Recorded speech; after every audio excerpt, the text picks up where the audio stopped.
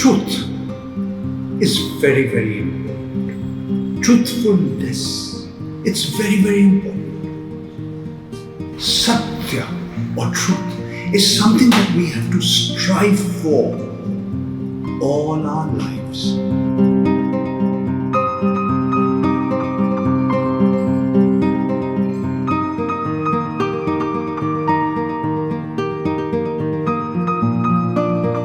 मेरा नाम परंजॉय गुहा ठाकुर है और मैं अंग्रेजी में बात करूँगा।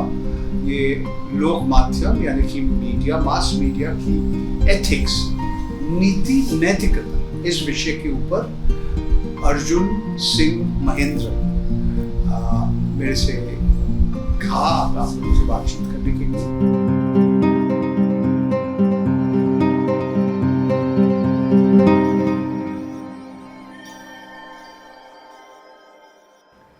Ethics. What is the meaning of this word?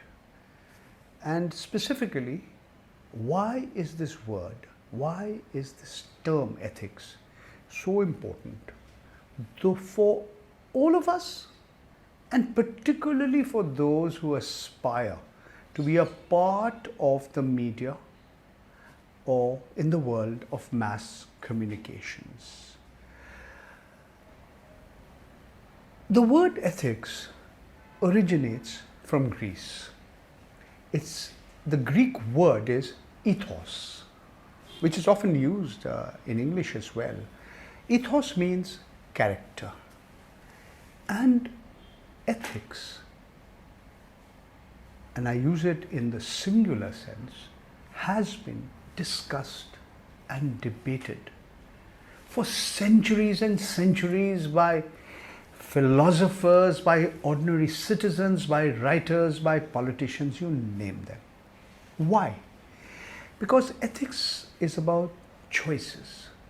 It's about the choice between good and evil, black and white, truth and falsehood. What is virtue? What is a vice? What is correct? What is incorrect? And all of these choices pertain to human actions. Ethics is not just about morality, though it could be a part of it. Ethics is also not just about the law or legality, but it could also be a part of it. Journalism, mass communications, is a social practice. The word mass often has a negative class connotation. You say, the ignorant masses, the stupid masses, where a large number of people become like a mob, unthinking mob. And somebody says, go and lynch somebody. And they mindlessly act in a certain manner. But even if that word mass is used in a negative sense, in a class context, when you talk about mass communications, you're talking about the most advanced form of communications, the most difficult form of communications. It's not just a communication between a child and her or his parent or friend. You're talking about people trying to communicate to large numbers of people who come from different social, economic backgrounds, different cultural backgrounds, people who speak different languages, and you're trying to reach out to a differentiated, not homogeneous, but a heterogeneous set of people, a plural set of people. And then this is particularly important for those who want to be a part of the media, and it's particularly important for those who are Indians, because arguably India is the most heterogeneous country in the world. I mean, have you ever thought about the fact that, here we're the only country in the world, and if you look at our currency note, just look at the back of this currency note. This is the only currency note that uses 17 languages. But there are 21 languages in the 8th schedule of the Constitution of India, and that excludes the language I'm speaking with you in, that is English. Then why are there 17 languages? Because it should be 16, but there are 5 languages which use common scripts. A lot of people think Hindi is India's national language, but the fact is India has 21 national languages. There is a difference between a state language or the language of governance, Raj Bhasha, as opposed to Rashtrabhasha. So when you talk about a diverse, heterogeneous country, mass communications becomes very important. And in this context, ethics becomes very, very important. And let me here flag a few words about which I'm going to talk to you in some detail. And what are these 3 words? Truth or truthfulness. 2, fairness. 3, objectivity. And after I discuss these 3 words, because they are very, very important words, I will come and speak with you a little bit about the social media.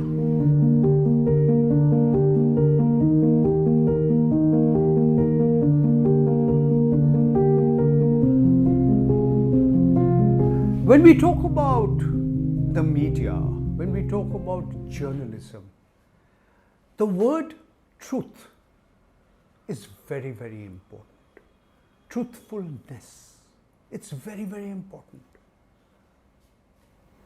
The father of India's nation, Mohandas Karamchand Gandhi, he said this word, Satya or truth, is something that we have to strive for all our lives, our entire life.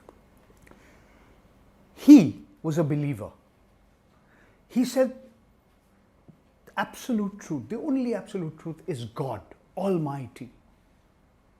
Whether you believe in God or not, he said, this word is very difficult to understand. He himself said, I cannot understand. When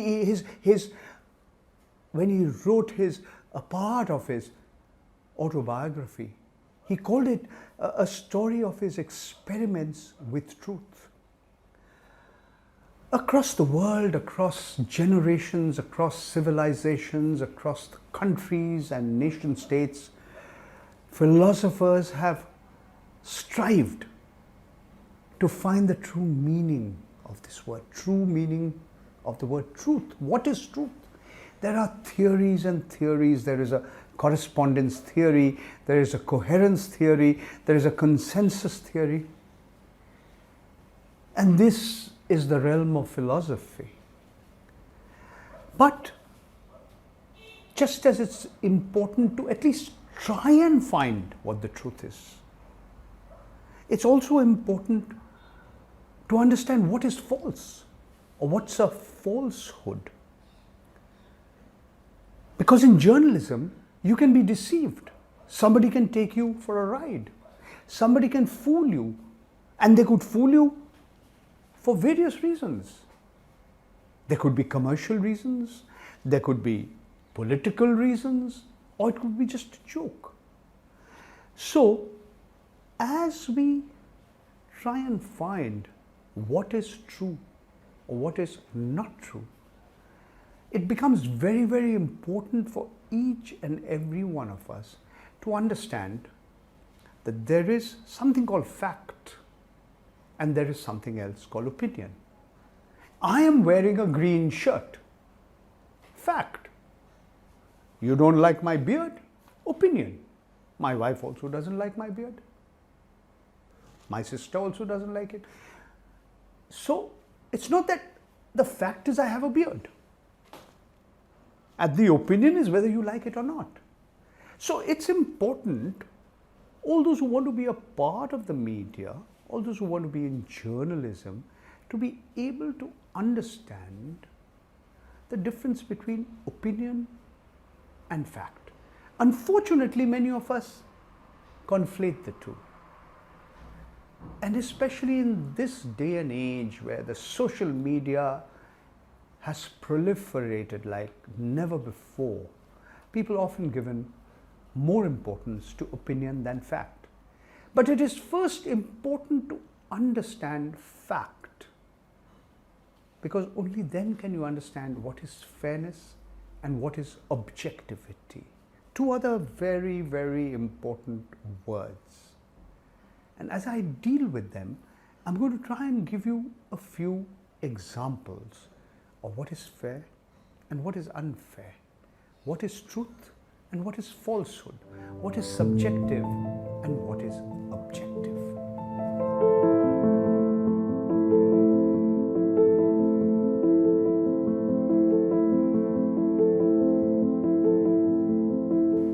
When one looks at media ethics, and when any person who wants to be part of the media, wants to become a media professional, she or he has to be not only conversant about the different interpretations and meanings of the word truth.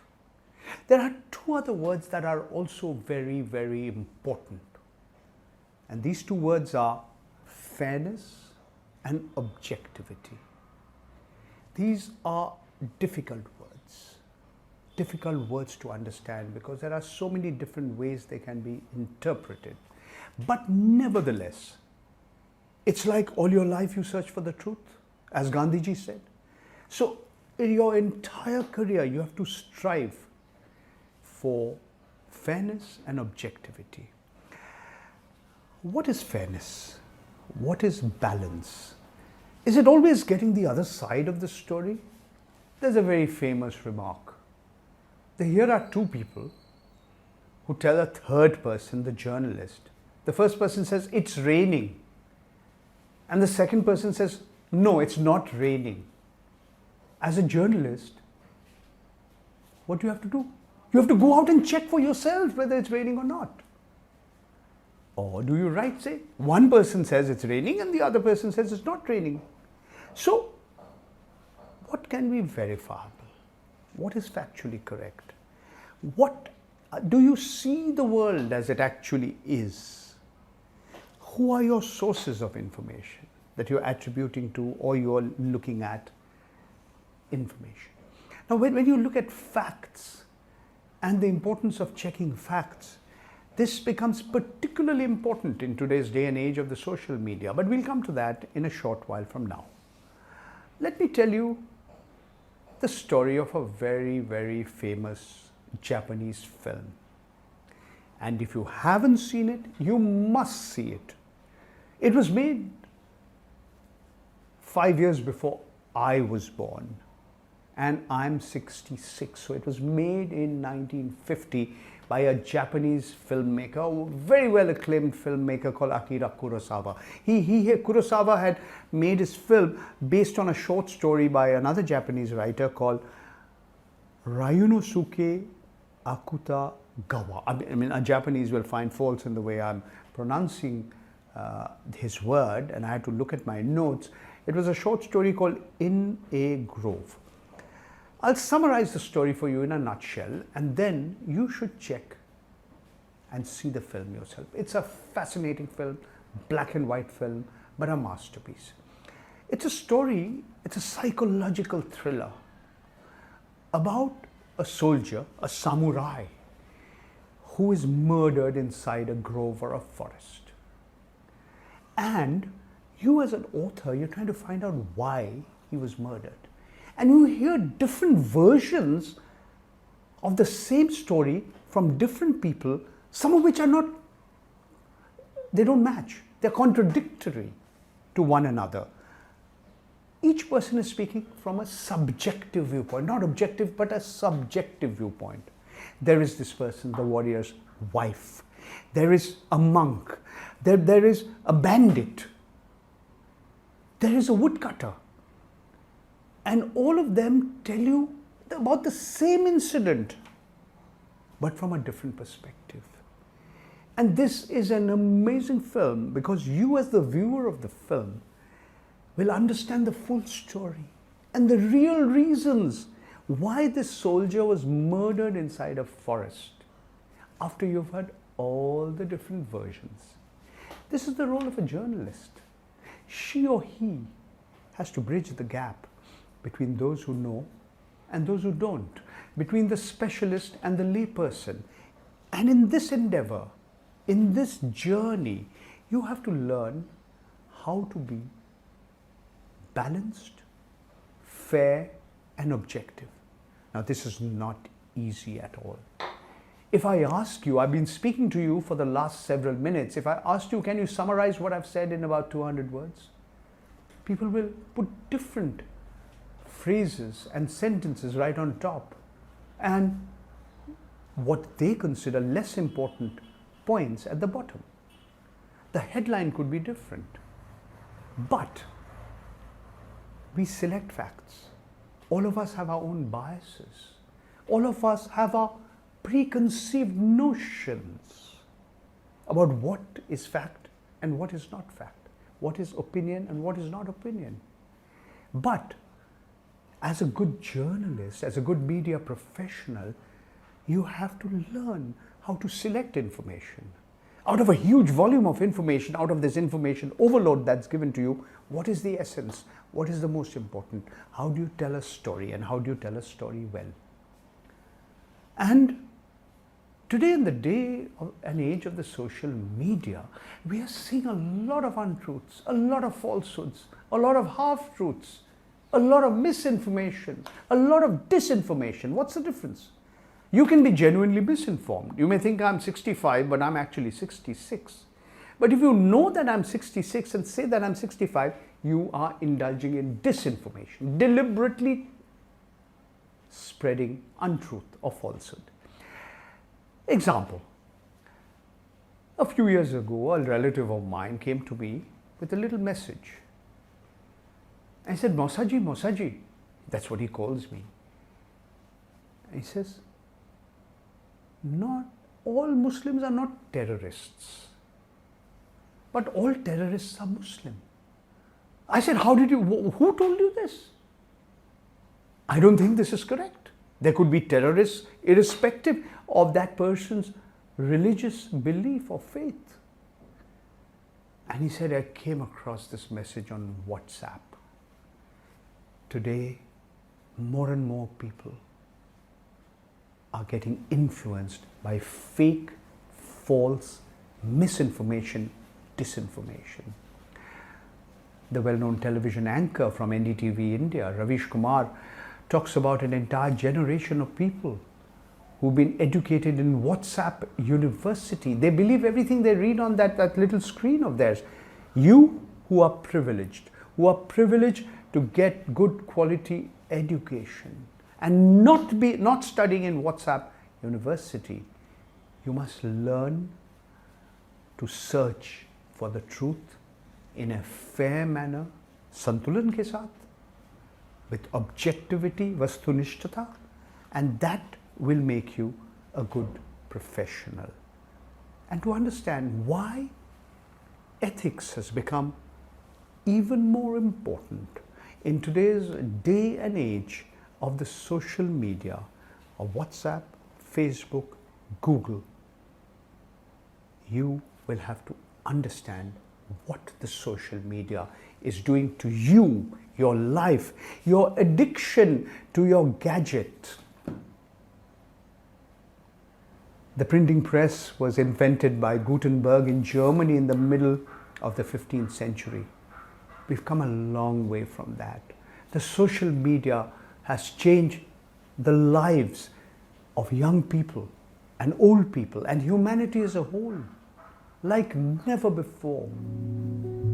And I'm going to tell you why.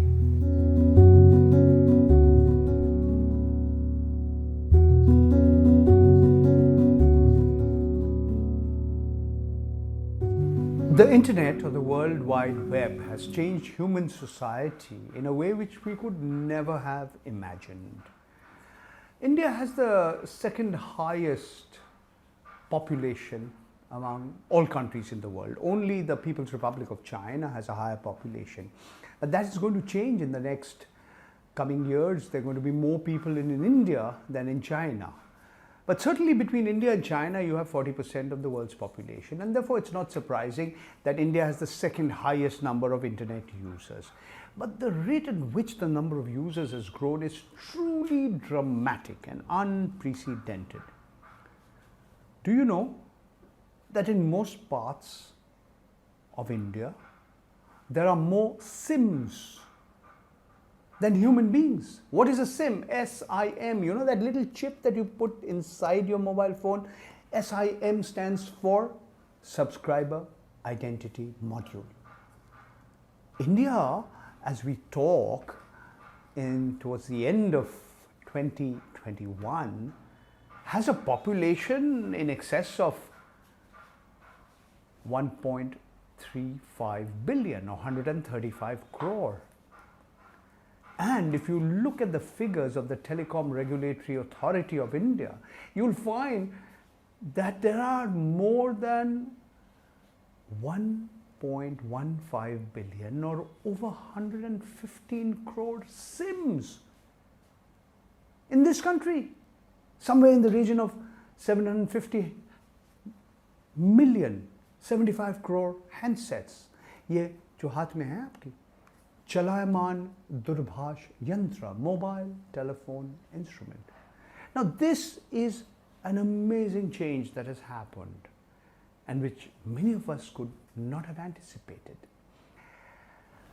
The number of users of WhatsApp in India was just 250 million at the end of 2018. Today, it is not just the highest in the world, the number of users of WhatsApp are over 500 million. It's not I, but that's what they claim.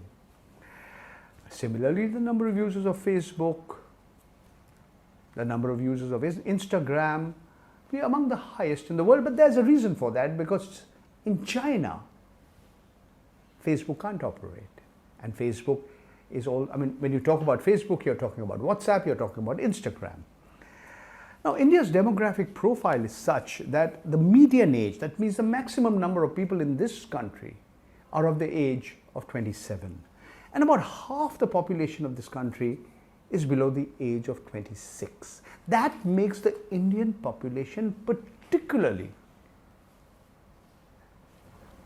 friendly to users of the internet.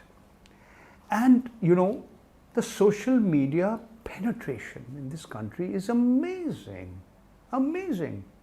More than half the population, more than half of India's population regularly using the internet. And then this was a very, very small proportion. Even in 2015, I'm talking about end to 2021, in 2015, just a little over 1 out of 4 Indians were using the internet. And now it's over half, and soon it's going to be near 2/3. And there is predictably a huge spike in the use of social media. And yes, there is a digital divide. Of course, there is a digital divide. There is also a demographic divide, because 3/4 of the users of internet in this country are below the age of 35. Now, why have I rattled off all these figures? Because in this day and age of the internet, there is so much of misinformation, disinformation, fake, false information that is circulated, which you, as media practitioners, as users of the media, as future journalists, as persons working in the media, you have to be aware of. Because people are getting fooled. It's not that there was no propaganda in the past. It's not as if there was no false news in the past. But the net and the social media has enabled people to reach out to large numbers of people in a very short period of time. The speed and the scale is unprecedented in the history of humankind, which becomes that much more important for you to realize. You should not sacrifice, if you are putting out what you believe is factual information and not just any old opinion, do not sacrifice accuracy and truthfulness for speed. So I'm going back to the words that I use to talk to you about. Words like truthfulness, words like fairness, words like objectiveness. These are very, very important. These are giant digital monopolies. I mean, these are the biggest corporate conglomerates on the planet. As I mentioned, when you talk about Facebook, you're not just talking about the social media platform, you're talking about WhatsApp, you're talking about Instagram. When you're talking about Google, you're not just talking about Google Drive and Google Maps and the search engine, you're also talking about YouTube. And you also, the company that holds that is the owner of Google, Alphabet, is also owning the Android operating system, where more than 3/4 of all the mobile phones in the world are using Android operating systems. When you look at Amazon, when you look at, these are giant corporate conglomerates, and they have operate across the world. And therefore, you as a user, you as an individual, remember that you have to be aware. Now, it's interesting. I came across a very interesting aspect of life, and I learned a lot from a film which I will strongly recommend that each and every one of you watch. It's available on Netflix. It's a long documentary. It's called The Social Dilemma. How young people have become addicted. They've become addicted to this gadget. They can't live without it. Human relations have been sometimes spoilt and destroyed by this addiction. Leave your phone at home and take a long walk in a park, climb a hill, go for a swim. Don't be addicted to anything. It's interesting why. Because there are only two categories of business persons, providers of services, enterprises, if you want to call them that describe their consumers as users. One is the social media, and the other is those who provide drugs, the drug pusher. And this is something I learned from this film called The Social Dilemma. I'll strongly recommend that you who are listening to me watch this film, because it's not only going to tell you a lot about the world, it's going to tell you a lot about yourself.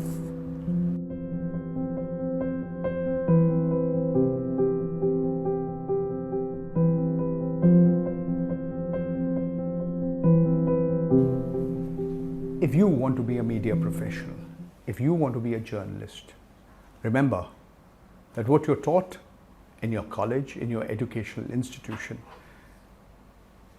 could give you a lot of hope, a lot of idealism. And don't be disappointed when you find that the reality in the workplace is very, very different.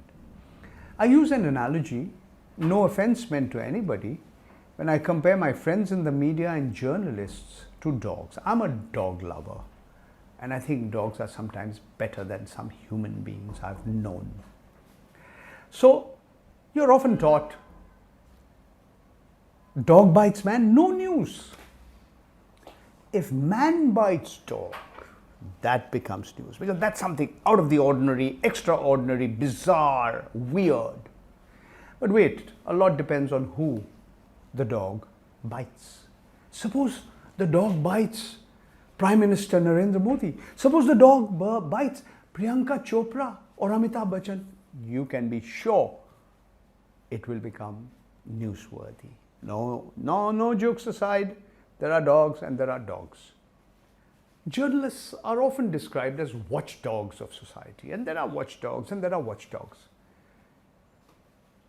There are dogs that can only bark but cannot bite. But if at 3 o'clock in the morning or 4 o'clock in the morning, a burglar has come to steal something, and the dog starts barking loudly, and the burglar runs away, then the dog has done its job. The burglar doesn't know that this dog can only bark but cannot bite. There are dogs and there are dogs. Have you heard of a phrase called the Godi media? Ravish Kumar uses it quite a bit. Godi, lap. There are dogs that do not bite, do not bark. They sit on your lap very quietly. They'll wag their tail. Poonch laate rahenge. You can stroke the dog and the dog won't move a bit. Especially if the lap belongs to a powerful politician, a mafia don, a big military general, a top government officer, the dog is very, very quiet. The lap dog, not a watchdog. The Godi media, not the real media. But there are also intelligent guide dogs. There are dogs that can help a visually challenged person, a blind person, cross a road. There are dogs that can sniff and sniff out drugs or explosive substances from a pile of luggage. Have you heard about the Saint Bernard dogs that rescue people who are caught in a snow blizzard? Well, ask yourself, what kind of a media professional do you want to be? What kind of a journalism you want? What kind of journalism do you want to practice? What kind of journalist do you want to be? What kind of a dog would you like to be? Wait. And that is why it's important to understand ethics, and why ethics is important, why words like truthfulness, fairness and objectivity are very, very important for all those who want to be a part of the mass media.